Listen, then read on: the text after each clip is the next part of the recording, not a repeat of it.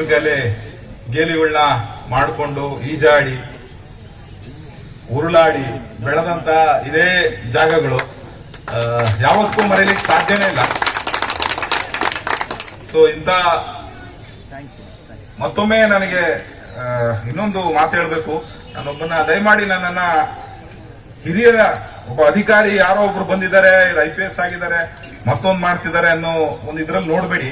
ಯಾಕಂತ ಹೇಳಿದ್ರೆ ಇಲ್ಲಿ ನಾನು ಯಾವ ಅಧಿಕಾರಿಯಾಗೂ ಬಂದಿಲ್ಲ, ಯಾವ ಒಬ್ಬ ಗಣ್ಯ ವ್ಯಕ್ತಿಯಾಗೂ ಬಂದಿಲ್ಲ. ನಾನು ಮನೆಯ ಮಗ. ಸೊ ಮನೆಗೆ ಬರ್ಬೇಕಾದ್ರೆ ಎಲ್ಲರನ್ನೂ ಒಂದೇ ರೀತಿ ನೋಡ್ತಾರೆ. ಮನೆಗೆ ಬಂದಂತ ಸಂದರ್ಭದಲ್ಲಿ ಬೇರೆ ರೀತಿ ಗೌರವ ಕೊಟ್ರೆ ಅದು ಮನೆ ಅನ್ಸಲ್ಲ. ಸೊ ಆ ರೀತಿ ನನಗೆ ಮುಜುಗರ ಕೊಡ ಮಾಡಬೇಡಿ ಅಂತೇಳಿ ನಾನು ತಮ್ಮೆಲ್ಲರಿಗೆ ನಾನು ಯಾವತ್ತೂ ತಮ್ಮ ಕಡೆಯಿಂದ ಬೇರೆ ಭಾಗದಲ್ಲಿ ಅಥವಾ ನಮ್ಮ ಕರ್ತವ್ಯದಲ್ಲಿ ಎಕ್ಸ್ಪೆಕ್ಟ್ ಮಾಡುವಂತ ಗೌರವ ಮತ್ತೊಂದನ್ನ ನಾವು ನಿರೀಕ್ಷಣೆ ಮಾಡೋದಿಲ್ಲ ತಮ್ಮ ಕಡೆಯಿಂದ. ತಾವೆಲ್ಲರೂ ನಮ್ಮ ಜೊತೆ ಹುಟ್ಟಿ ಬೆಳೆದಿರೋರು, ನಮಗೆಲ್ಲ ಮಾರ್ಗದರ್ಶನ ಮಾಡಿರುವಂತವ್ರು. ಇಷ್ಟು ನನ್ನ ಊರು ಮತ್ತು ನನ್ನ ಕರ್ತವ್ಯದ ಬಗ್ಗೆ. ಆದ್ರೆ ಈ ಕಾರ್ಯಕ್ರಮ ಹಮ್ಮಿಕೊಳ್ಳೋ ಉದ್ದೇಶ ಒಂದೇ, ಕೇವಲ ಒಬ್ಬರು ಬೆಳೆದು ಮತ್ತೊಂದು ಆ ಕುಟುಂಬ ಅಥವಾ ಅವರ ಮಕ್ಕಳಿಗೆ ಮಾತ್ರ ಆಧಾರ ಆದ್ರೆ ಪ್ರಯೋಜನ ಇಲ್ಲ. ಅದೇ ರೀತಿ ಒಂದು ದೀಪ ಹೇಗೆ, ಒಂದು ಮೂಂಬತ್ತಿ ಹೇಗೆ ಸಾಕಷ್ಟು ದೀಪಗಳನ್ನ ಈಗ ತಾನೇ ನಿಮ್ ಮುಂದೆ ಹಚ್ತು, ಹಾಗೆ ಒಬ್ರು ಒಂದು ದೀಪನ ಹಚ್ಚಿದ್ರೆ ನೆಕ್ಸ್ಟ್ ಇಲ್ಲಿ ಕೂತಿರುವಂತವ್ರು ಯಾಕೆ ಇಲ್ಲಿ ಕೂರ್ಸಿದ್ವಿ ಮೇಲ್ಗಡೆ ಅಂತ ಹೇಳಿದ್ರೆ, ನನಗೆ ಬಹಳ ಪ್ರತಿಭಾ ಪುರಸ್ಕಾರ ಈ ಕಾರ್ಯಕ್ರಮ ಆಗಿರುತ್ತೆ. ಆದ್ರೆ ಅವ್ರನ್ನ ಒಂದ್ 2 ನಿಮಿಷ ಕರೆದು ಒಂದು ಶಾಲು ಹಾರ ಹಾಕಿ ಒತ್ಸಿ ಕಳಿಸ್ಬಿಡ್ತಾರೆ. ಸೊ ಅದು ನನಗೆ ಯಾಕೋ ಮೊದಲಿಂದನೂ ಮನಸ್ಸಿಗೆ ಅನಿಸ್ತಾನೆ ಇತ್ತು. ಸೊ ಆಕ್ಚುಲಿ ಕಾರ್ಯಕ್ರಮ ನಿಜವಾಗ್ಲೂ ಅವ್ರದ್ದು, ನಾವು ಅತಿಥಿಗಳಷ್ಟೇ. ನಾನು ಮತ್ತು ರಘುರಾಮ್ ಚಂದ್ರಪ್ಪ ಸರ್ ಅತಿಥಿಗಳಿದ್ದೀವಿ. ಮುಖ್ಯ ಕಾರ್ಯಕ್ರಮ ಇವತ್ತು ಪ್ರತಿಭಾವಂತ ವಿದ್ಯಾರ್ಥಿಗಳಿಗೆ ಪ್ರತಿಭಾ ಪುರಸ್ಕಾರ. ಸೊ ಹಾಗಾಗಿ ಅವರು ವೇದಿಕೆ ಮೇಲೆ ಇರಬೇಕು ಅನ್ನೋ ಒಂದು ಕಾರಣಕ್ಕೋಸ್ಕರ ಇವತ್ತು ಅವರೆಲ್ಲರನ್ನೂ ಈ ವೇದಿಕೆ ಮೇಲೆ ಕೂರಿಸಿದೀವಿ. ಸೊ ಅವರಿಗೆ ಈ ಕಾರ್ಯಕ್ರಮದಲ್ಲಿ ಒಂದೆರಡು ಕಿವಿ ಮಾತುಗಳನ್ನ ಹೇಳಿದ್ರೆ ಈ ಕಾರ್ಯಕ್ರಮ ಮಾಡ್ತಿರೋದಕ್ಕೆ ಒಂದು ಸಾರ್ಥಕತೆ ಅಂತೇಳಿ ನನ್ನ ಭಾವನೆ.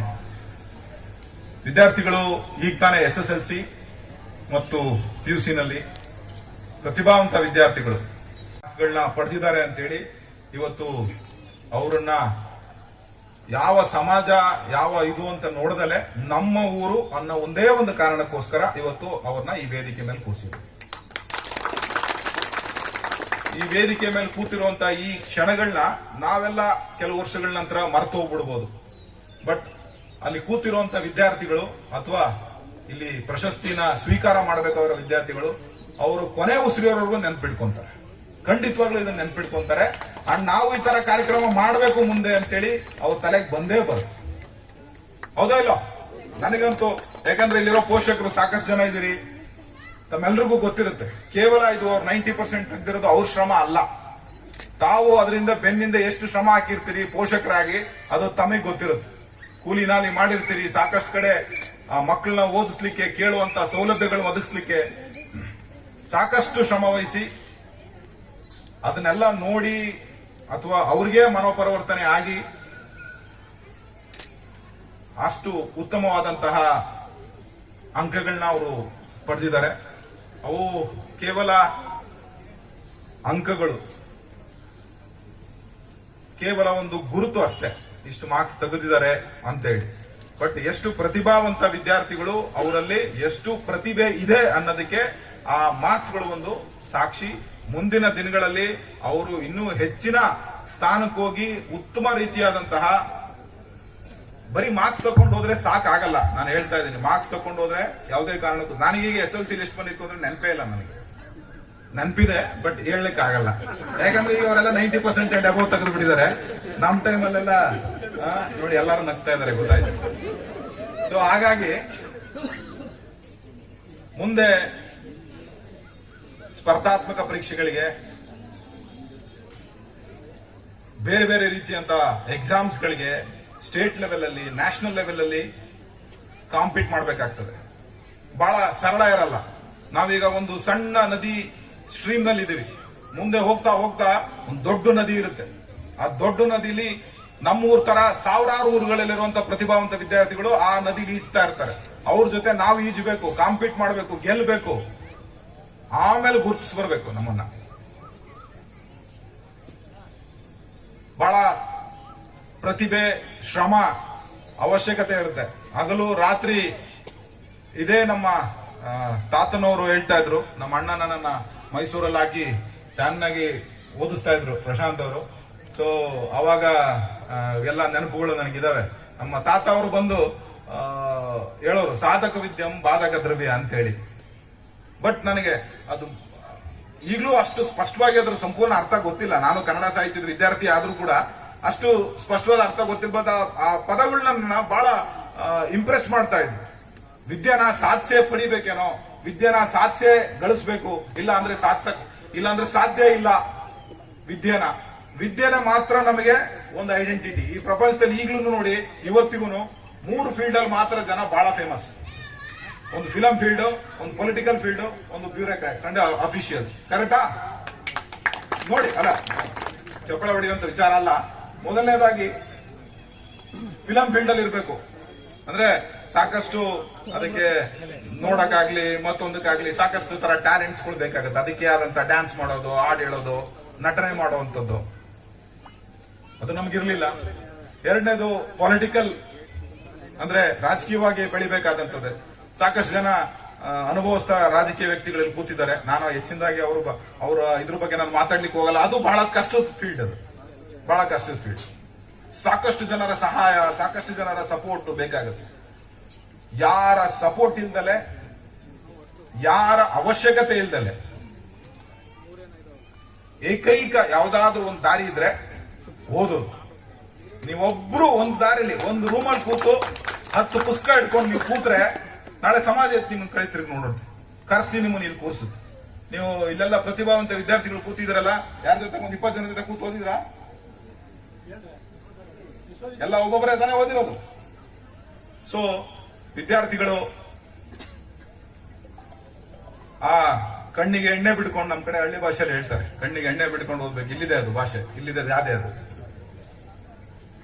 ಸೊ ಅದನ್ನ ಮಾಡಿ ನೀವು ಬೇರೆ ಯಾರ ಸಹಾಯ ಇಲ್ದಲೆ ಕೇವಲ ಗುರುಗಳ ಮಾರ್ಗದರ್ಶನ, ಏಕಲವ್ಯನ ರೀತಿ ಸಾಧನೆ ಮಾಡಲೇಬೇಕು, ಓದಲೇಬೇಕು, ಏನಾದ್ರೂ ಒಂದು ಅಚೀವ್ ಮಾಡಬೇಕು, ಯಾವ್ದಾದ್ರೂ ಒಂದು ಸ್ಪರ್ಧಾತ್ಮಕ ಪರೀಕ್ಷೆಯಲ್ಲಿ ಉತ್ತಮ ಅಂಕಗಳನ್ನ ಪಡಿಬೇಕು, ಅದರಲ್ಲಿ ರೀಚ್ ಆಗ್ಬೇಕು ಅಂತಿದ್ರೆ ಮಾತ್ರ ನಿಮ್ಮ ಶಕ್ತಿಯಿಂದ, ನಿಮ್ಮ ಪರಿಶ್ರಮದಿಂದ ಮಾತ್ರ, ಬೇರೆ ಯಾರ ಸಹಾಯನೂ ಬೇಕಾಗಿಲ್ಲ. ಬೇರೆ ಯಾರ ಸಹಾಯನೂ ಬೇಕಾಗಿಲ್ಲ, ಕೇವಲ ನಿಮ್ಮ ಪರಿಶ್ರಮದಿಂದ ಮಾತ್ರ ಅದನ್ನ ಅಚೀವ್ ಮಾಡಲಿಕ್ಕೆ ಸಾಧ್ಯ. ಹಾಗಾಗಿ ಇದು ಕೂಡ ಬಹಳ ಒಂದು ಮುಖ್ಯವಾದ ಅಂಶ ಆಗುತ್ತೆ. ಸೊ ಇನ್ನ ಕೊನೆಯದಾಗಿ ನಾನು ವಿದ್ಯಾರ್ಥಿಗಳಿಗೆ ಇನ್ನೂ ಸಾಕಷ್ಟು ವಿಚಾರಗಳು, ನಾನು ಬೇರೆ ಬೇರೆ ಜಿಲ್ಲೆಗಳಲ್ಲಿ ಕರ್ತವ್ಯ ನಿರ್ವಹಿಸಬೇಕಾದ್ರೆ ವಿದ್ಯಾರ್ಥಿಗಳಿಗೋಸ್ಕರನೇ ಸಾಕಷ್ಟು ಬಾರಿ ವಿಶೇಷ ತರಗತಿಗಳನ್ನ ಹಮ್ಮಿಕೊಂಡು ಎಲ್ಲರಿಗೂ ಸಿವಿಲ್ ಸರ್ವಿಸ್ಗಳು ಪರೋಕ್ಷವಾದ ಗುರುಗಳು, ನೇರವಾಗಿ ನಾನು ಯಾವತ್ತೇ ರಘು ರಾಮಚಂದ್ರಪ್ಪ ಸರ್ ಅವರ ಕ್ಲಾಸಸ್ ನ ಕೇಳದಲೇ ಇರಬಹುದು, ಅಟೆಂಡ್ ಮಾಡದಲೇ ಇರಬಹುದು, ಬಟ್ ನಿರಂತರವಾಗಿ, ಯಾಕಂದ್ರೆ ನಾನು ಮೊದಲಿಂದ ಹಿಡಿದು ನನ್ನ ಪದವಿ ಮುಕ್ತಾಯ ಆಗುವವರೆಗೂ ಕೂಡ ನಾನು ಅಪ್ಪಟ ಕನ್ನಡ ಮೀಡಿಯಂ.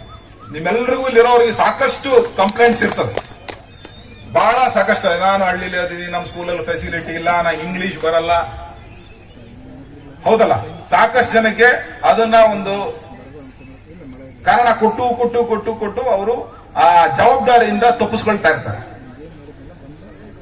ಖಂಡಿತವಾಗ್ಲೂ ಅದು ಸುಳ್ಳು. ಅದರ ಅವಶ್ಯಕತೆ ಇಲ್ಲ. ಇಂಗ್ಲಿಷ್ ಕೂಡ ಬೇರೆ ಭಾಷೆ ತರ ಒಂದು ಭಾಷೆ. ತಾವು ಕೂಡ ಮನ್ಸು ಮಾಡಿದ್ರೆ, ವಿಶೇಷವಾಗಿ ಈಗಿನ SLC ಮತ್ತು PUC ಮಕ್ಕಳಿಗೆ ನಾನು ಕಿವಿ ಮಾತು ಹೇಳುವಂಥದ್ದು, ಇಲ್ಲಿಂದ ಮುಂದೆ ನಾನು ದೇವರಿಗಿಲ್ಲೋ ಒಂದು ಕ್ಷಣದ ಥ್ಯಾಂಕ್ಸ್ ಹೇಳ್ಬೇಕು. ಯಾಕಂದ್ರೆ ಇಲ್ಲಿರೋರು ಎಲ್ಲರೂ ಹೇಳ್ಬೇಕು, ಯಾಕಂದ್ರೆ ನಾವು ಓದ್ಬೇಕಾದ್ರೆ ಮೊಬೈಲ್ಸ್ ಇರ್ಲಿಲ್ಲ, ನಮ್ ಪುಣ್ಯ, ಹೌದಲ್ಲ. ಈಗಿನ ಮಕ್ಕಳು ನನಗನ್ನಿಸ್ದಂಗೆ ಆ ವಿಚಾರದಲ್ಲಿ ಶಾಪಗ್ರಸ್ತರು ಅಂತ ನಂಗನ್ನಿಸ್ತದೆ. ತಾವು ಮಾತಿನ ಶೈಲಿ, ತಮ್ಮ ಹಾವಭಾವ, ಬಂಡಾಯ ಸಾಹಿತ್ಯ, ತಾವು ಬರೆದಿರೋ ವಿಶ್ಲೇಷಣೆಗಳು ಸಾಕಷ್ಟು ಓದಿದ್ದೇನೆ ಸರ್, ತಿಳ್ಕೊಂಡಿದ್ದೇನೆ. ತಮ್ಮ ಮಟ್ಟಿಗೆ ನನ್ನನ್ನ ಕಂಪೇರ್ ಮಾಡುವಂತದ್ದು ಖಂಡಿತವಾಗ್ಲೂ ಸೂಕ್ತ ಅಲ್ಲ. ತಾವು ಈಗಾಗಲೇ ತಾವು ಪುಸ್ತಕ ಬರೆದಿರೋರು, ನಾವು ಬರೀ ಪುಸ್ತಕ ಓದಿರೋರು ಸರ್. ತುಂಬಾ ವ್ಯತ್ಯಾಸ ಇದೆ. ಪುಸ್ತಕ ಬರಿಬೇಕು ಅಂದ್ರೆ ಪುಸ್ತಕ ಸಾಕಷ್ಟು ಓದಿ ಅಧ್ಯಯನ ಮಾಡಿ ಅವರು ನೀಡಿದ ಕೊಡುಗೆ ಮುಂದೆ ನಾವೆಲ್ಲ ಬಹಳ ಚಿಕ್ಕವರಾಗ್ತೀವಿ. ಸೊ ಹಾಗಾಗಿ ಅವರ ಪಕ್ಕದಲ್ಲಿ ನಾನು ಕೂರ್ಲಿಕ್ಕೆ ನನಗೆ ಸಿಕ್ಕಿರೋ ಯೋಗ್ಯತೆನೆ ಬಹಳ ದೊಡ್ಡದು. ನಾನು ಅವರಿಗೆಲ್ಲ ಮಾಣಿಕ್ಯ ಅಲ್ಲಿಗೆ ಉಳಿಸ್ಕೊಳ್ಲಿಕ್ಕೆ ನಾನು ಸಿದ್ಧ ಇಲ್ಲ. ಬಟ್ ಖಂಡಿತವಾಗ್ಲೂ ನೀವೆಲ್ಲ ನನ್ನ ಜನ. ಎಲ್ಲೇ ಹೋಗ್ಲಿ, ಎಷ್ಟೇ ಊರು ಸುತ್ತಲಿ, ಎಷ್ಟೇ ರಾಜ್ಯ ಸುತ್ತಲಿ, ಎಷ್ಟೇ ದೇಶಗಳು ಸುತ್ತಲಿ, ವಾಪಸ್ಸು ಬರಗೂರಿಗೆ ಬರಬೇಕು, ವಾಪಸ್ಸು ಮನೆಗೆ ಬರಬೇಕು. ಹಾಗಾಗಿ ನಾನೆಲ್ಲ ಜೀವನ ತಮ್ಮ ಜೊತೆನೆ,